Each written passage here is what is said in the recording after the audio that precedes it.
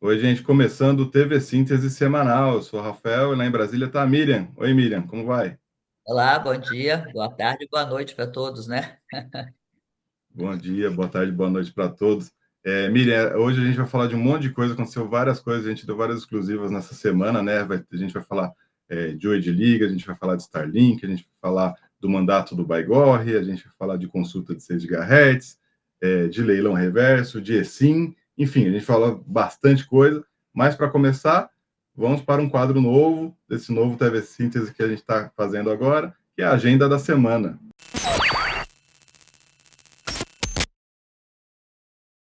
E o que vai acontecer essa semana? Vai ter o painel da Telcomp ali na quinta-feira e a gente vai ter a presença das autoridades, vai ter todos os conselheiros ali da Anatel vão por lá, Baigó, Alexandre Freire, e vão discutir um pouco aí com o mercado das operadoras competitivas, operadoras médias brasileiras, para falar, enfim, como é que eles estão vendo a regulação futura. Vai ter GSI também, vai ter a NPD, presidente da NPD, então as autoridades vão estar concentradas assim ali nesse evento. A gente vai ter, começando no sábado, a reunião do Comitê Consultivo Permanente 1 da CITEL, a Comissão Interamericana de Telecomunicações, que é vinculada ao AES. Vai ser em João Pessoa, está sendo organizado pela Anatel, e como eu falei, do dia 17 ao dia 21. Nessa semana também a gente vai ter a divulgação de resultado da BrisaNet na quarta-feira, na quinta-feira vai ter a call dos resultados, a gente vai acompanhar, vai ter o balanço da Oi também, mesma situação, na quarta sai o resultado e na quinta-feira tem a call. E vai ter um julgamento importante e interessante para o consumidor no STF, que é a respeito da exigência de colocar a velocidade da internet registrada na fatura do cliente. E essa vai ser a semana, né, Miriam?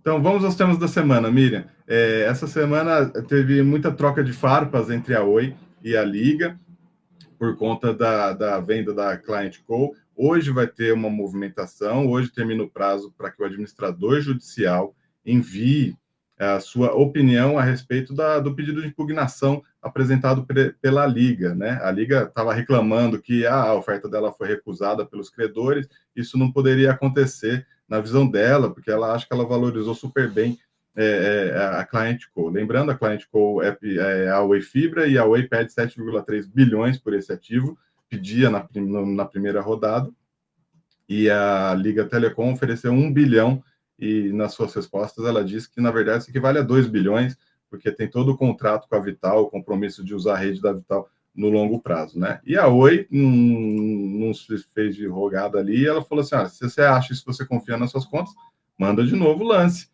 apresenta o lance na segunda rodada, que você tem direito, né? E só uma observação, né, Miriam, no plano de recuperação judicial, a única empresa que tem condições de apresentar uma proposta de troca de ações é a Vital.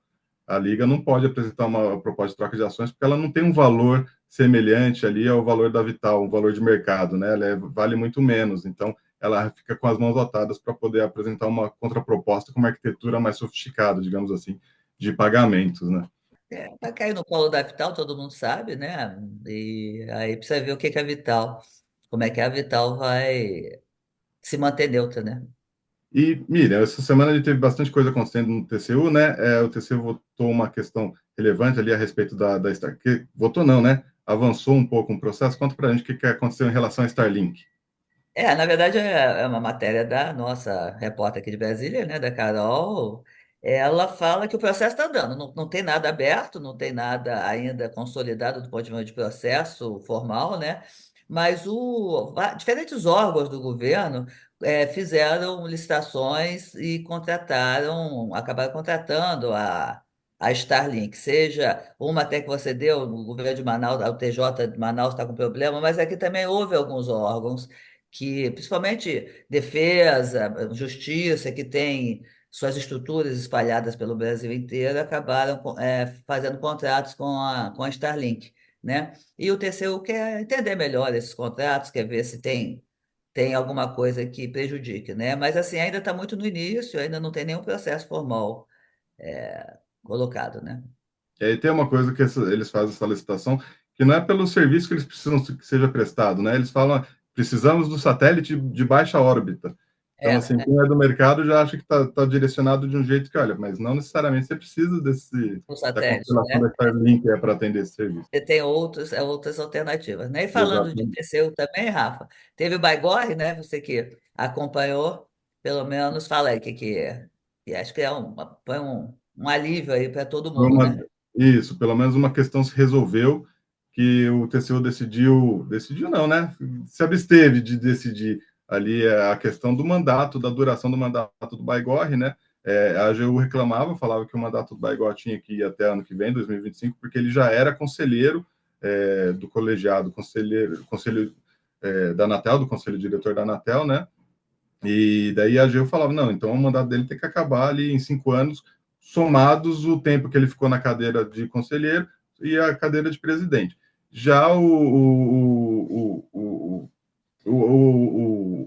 TCU entendeu que não cabe nem a ele julgar, assim, se o presidente anterior, que no caso foi o Jair Bolsonaro, indicou o Baigor para ser presidente, tem que e o Senado referendou essa indicação à presidência da Anatel, não cabe ao TCU julgar algo que foi político, uma indicação que foi política, que passou pelo escrutínio de dois poderes aí, por indicação de dois poderes. Então, o mandato de Baigor, no fim, eles arquivaram esse processo e ele vai ficar até 2026.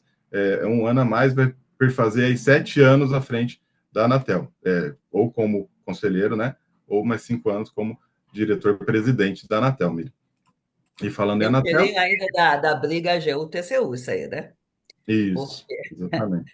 Porque essa decisão acabaria afetando realmente uma interpretação da legislação importante, né? E como foi a AGU que deu início ao processo, o TCU teve até o primeiro voto muito controverso, porque ele não referendava nem a lei atual, nem a lei passada das agências, criava uma nova imagem para o mandato, enfim, foi bem complicado. Enfim, agora ficou tudo Dante no quartel da banda. Na verdade, ninguém sabe ainda qual é a interpretação da lei, né? Uhum. Inclusive, Não, um até um dos. pouco mais tranquilo, porque você estar num cargo interino sempre nada é muito confortável, né? Embora o Baigorre esteja muito atuante sempre, né? Mas agora ele fica com mais propriedade para tocar Uhum. os planos, né? Traz previsibilidade, né? Isso é importante. E Miriam, fala do 6 GHz também, já que a gente falou do Baigor, que é da Anatel, e a Anatel terminou uma consulta pública essa semana a respeito dos requisitos técnicos do uso do 6 GHz. Na verdade é o meio caminho que a Anatel faz, assim, às vezes o caminho do regulatório de Brasília você tem que acompanhar de perto para entender, né? A Anatel decidiu que o 6 GHz, 1.200 MHz da faixa de 6 GHz iria todo para o Wi-Fi. Mas agora ela publicou uma norma que fala, bom, tá lá, vai todo para o Wi-Fi, mas os equipamentos que vão ser usados para esse serviço só podem ir até metade da faixa, só podem irradiar até metade da faixa. O que isso, na prática, significa que ela está com a intenção de não dedicar os 1.200 MHz para o Wi-Fi. Então, houve essa consulta pública, obviamente, o maior número de manifestação foi de quem defende que essa faixa fique toda para o Wi-Fi, os que querem que ela seja fatiada, que é principalmente a indústria de celular, se manifestaram um pouco, foram muito menos o número de contribuições do que aqueles que querem que se mantenha, né? Os argumentos estão colocados dos dois lados.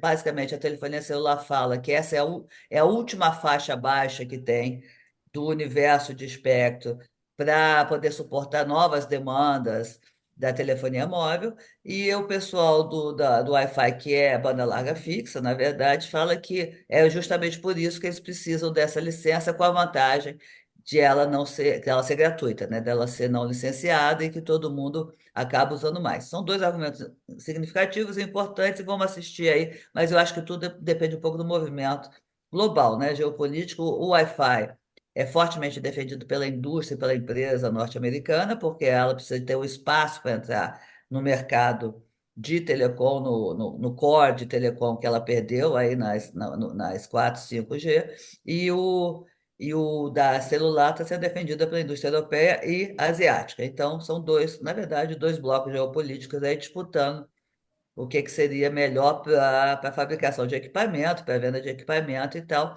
E o Brasil ainda está meio que dividido. Mas nessa história, o que eu acho que é importante também é que começa a haver um forte sentimento, movimento dentro do governo para fazer leilão o ano que vem. A Anatel já tem anunciado que está estudando e tal, e não seria um leilão só de 700, seria um leilão de muitas faixas, sobressalentes que estão por aí, e seria um leilão arrecadatório. O governo precisa de dinheiro, o caixa está combalido e frequência sempre é uma boa alternativa. Até porque a gente viu o exemplo dos outros leilões, somente o último leilão é que não teve uma arrecadação mais forte para o Tesouro, né? Todos os outros de todo o passado da história da Anatel arrecadava recurso para o Tesouro, embora tinha metas de universalização também, né? Há um movimento forte, já começa a se estudar seriamente dentro da Casa Civil e do Ministério das Comunicações, essa hipótese, e aí entra a briga do 6G, do 6 GHz também, porque se for para o Wi-Fi, não tem leilão,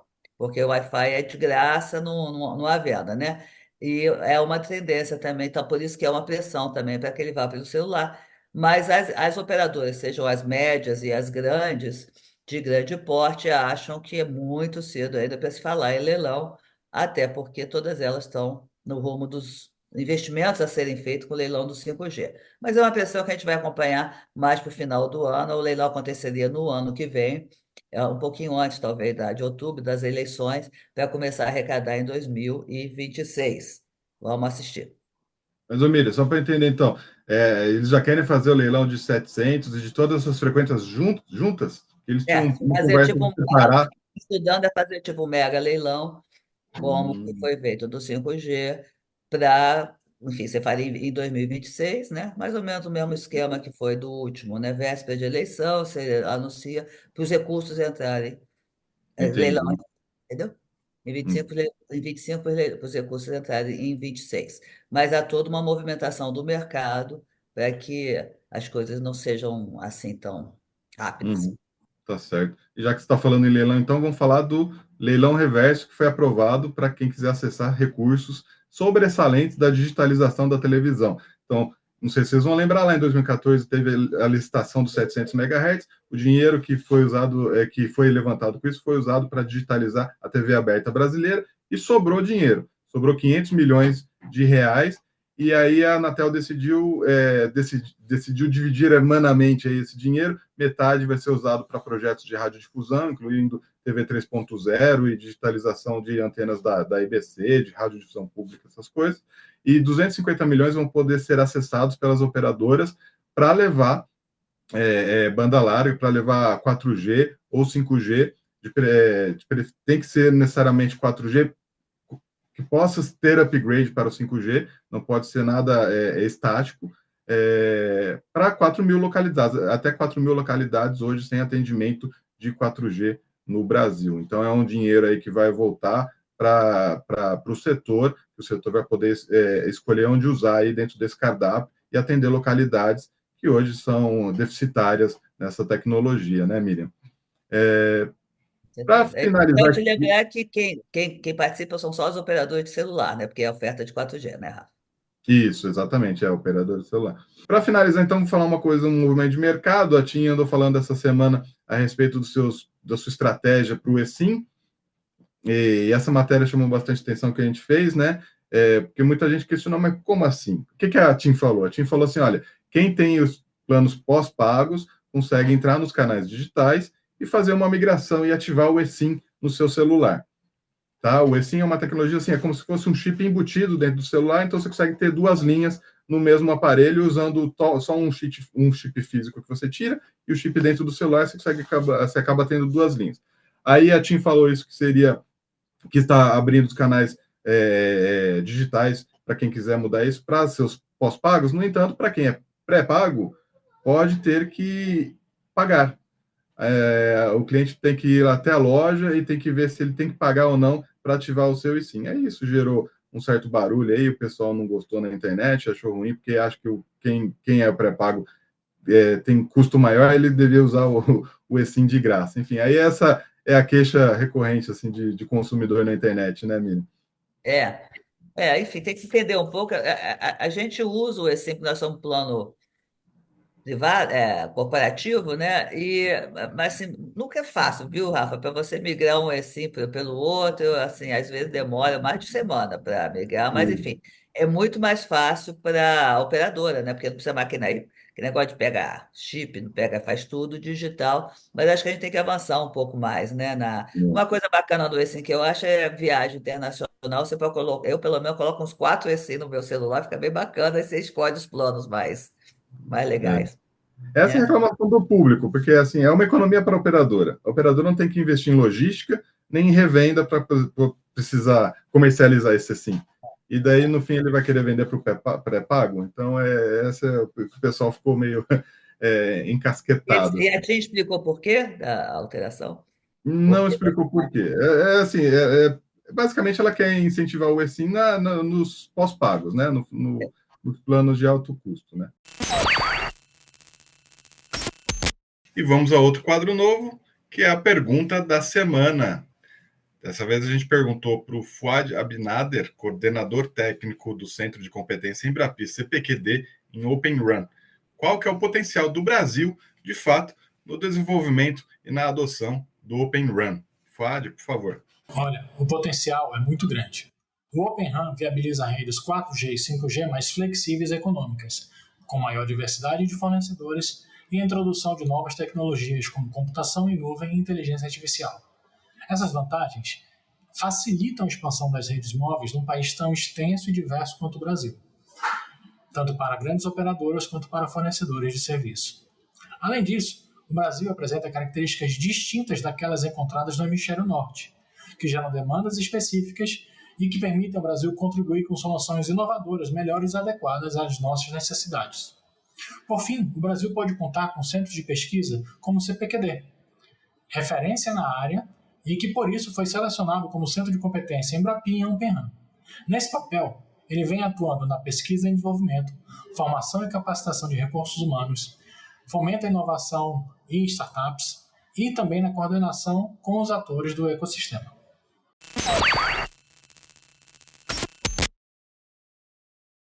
Vamos, essa semana a gente teve algumas mudanças. Sempre tem muita mudança, né? Mas nós pegamos o registro de três. A Claranet tá com, ela mudou 2 executivos, né? O Maurício Montilha assume a posição de CFO e o Pascoal Baldasso é o novo CMO da operadora. São cargos importantes que foram alterados, né? A Semantics tem um novo diretor-geral, que é o Marcelo Frontini. Ele assume no lugar de Leonardo Santos. E temos também o Instituto Atlântico, que recebeu Albert Scheiling, que assume o cargo de diretor comercial. Ele fica no lugar de Francisco Siqueira, que deixou a empresa porque estava na hora de deixá-la. Se aposentou. Essas são as mudanças que a gente registrou essa semana no setor, Rafa. E essas são as notícias da semana, né, Miriam? Obrigado aí para todo mundo que assistiu o TV Síntese Semanal. Tchau, tchau. Tchau, Miriam. Tchau, um abraço, até a próxima.